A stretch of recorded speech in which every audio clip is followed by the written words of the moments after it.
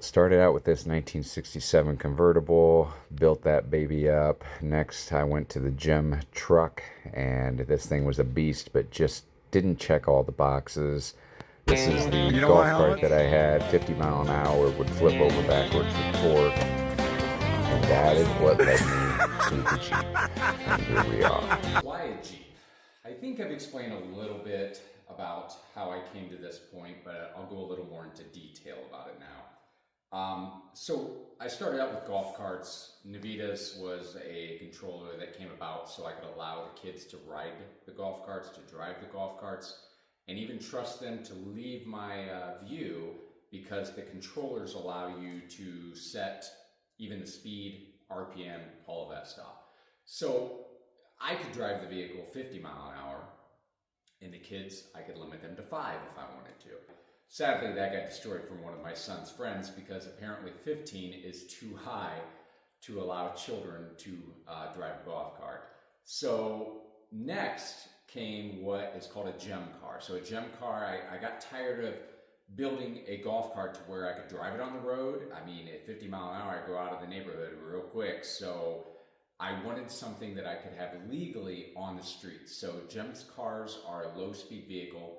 You can get license plates for them and legally drive them on roads. There's definitely some conditions to that, but in the end, it would have, I assumed in the beginning it would fit everything I need. So I built this monster gem. So I built this monster gem truck along with Brad from Ace Performance. The guy is just an absolute amazing person to work with. He actually flew in to Fort Wayne and helped me put everything together from a custom system that he sells for that vehicle. Now, it was awesome. I mean, it would do 45 because it was much bigger than the golf cart, but it just didn't check all the boxes that I wanted. I felt like I was spending a bunch of money on something that I was still limited. I mean, I could drive it on the roads, but with the limits of what it would allow you to do, it still had a golf cart motor. And although golf cart motors have come a long ways and you can do a lot with them, I just got to the point where I was like, to build golf cart stuff costs more than to build Jeep stuff in the end. It's crazy, and you break that stuff, and Jeep stuff with the same type of motors in them are going to last forever. So that's where I got started.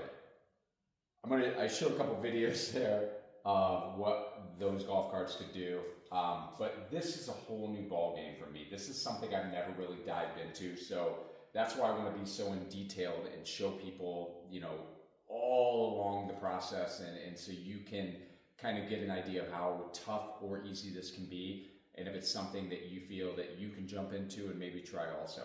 So part of that is procuring the parts.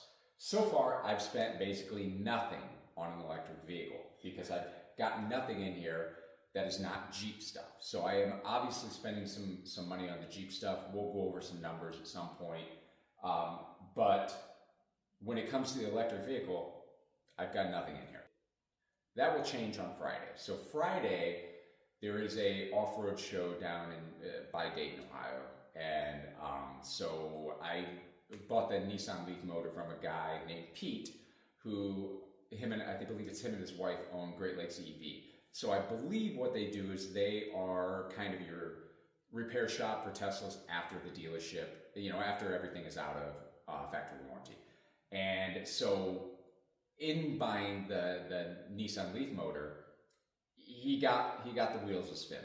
And so because of his pep talk and, you know, just some things that he made seem really, really easy, my other thought was I have somebody to bounce ideas off of, somebody to ask questions if I have a technical issue. You know, I'm more than happy to pay him for his time because it may save me 20 hours of looking to figure something out and testing things to make it work. So I am going down there to meet with him on Friday before the off-road show that we're going to. And he's agreed to let me do a little tour of the place that he owns and actually show me some stuff and get to ask him some questions. So my son and I are heading down there on Friday. So we'll do an update video. Hopefully we'll get some good footage down there and a little interview with him, and maybe he will become a source of parts for people who need it. So that's the other reason I want to get this out there, is because I think that the more people that we can find as suppliers, the better off we are, because he gave me a little trick about trying to buy things from Copart, is that people are purchasing these cars, taking the batteries out, putting the old battery in that they had sitting around that didn't work anymore, and then reselling it on Copart. So it's very important that you have somebody that's at that location that can test the quality of the battery to make sure that you are not getting something that you're really only buying for the battery, because that's the most expensive part, and basically end up with trash. So that was interesting, and I had heard rumors of that before, but it was nice to hear somebody who actually has experience in it say that it's legitimate, and that's something you have to watch out for. So it's kind of like buying a car from the auction that you think has a nice running, driving motor, and come to find out that the motor is not even in the car. So that is where we got started. And then, obviously the ball gets rolling and things get a little bit crazy. So I think this is going to be fun without doing that reduction gear that we talked about in the other vehicle. I mean, although I'll be limited between 50 and 65 to 70 miles per hour at 18,000 RPMs, this thing should literally take off. I mean, torque-wise, you're multiplying 3 times the torque of a Tesla Model 3, but it's only one of the motors. So taking the stock differential from that Tesla and then putting 355 gears behind it, it should literally light up these tires like nothing, all 4 of them.